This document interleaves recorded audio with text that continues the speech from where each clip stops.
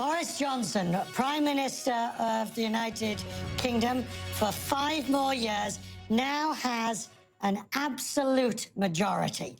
If you look at the numbers, bearing in mind the Speaker, the Deputy Speaker and Sinn Féin that does not take their seats, he has got 323 seats in Parliament. That gives him an absolute majority. And, yeah, congratulations.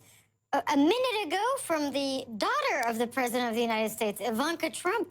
Congratulations, Prime Minister Boris Johnson. Right on cue. He has succeeded where his predecessor, Theresa May, has failed. And for somebody who famously said that he once wanted to be king of the world and perhaps was best known as the man so desperate to be Prime Minister that everybody knew about it and talked about it ad nauseum until he became Prime Minister, then, when he couldn't pass his deal, some people were saying, will he be the shortest-lived Prime Minister in British history? Well, no. His ambitions have been vindicated, and he'll be around for some more time. And depending on your definitions, the Conservatives now have 326 seats, which is a true absolute majority, even if you had Sinn Féin, the Speaker, and the Downing Street Cat.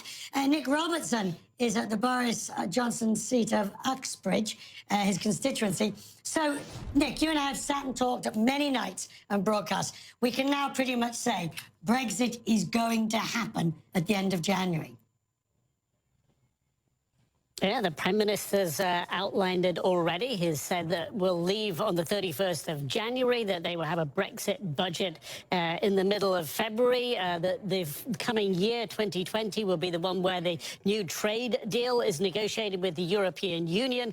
There is a sort of a tripwire on that in July next year, if you will, that if an extension isn't asked for beyond the end of next year, that's a year from now, then Britain will leave the European Union, having completed the divorce part of it at the end of January this year and completed the new phase of the relationship or not by the end of next year. So, yes, Boris Johnson has it. He's carried the day. And this, one has to say, is a remarkable and tremendous victory for him. There's absolutely no doubt about that. A thorough vindication for him and all those who stood by him in the party. What this means for the country, questions obviously about the union in Scotland, questions in Northern Ireland. There will be a large level of dissatisfaction with what the Brexit deal means for them, but it's going ahead.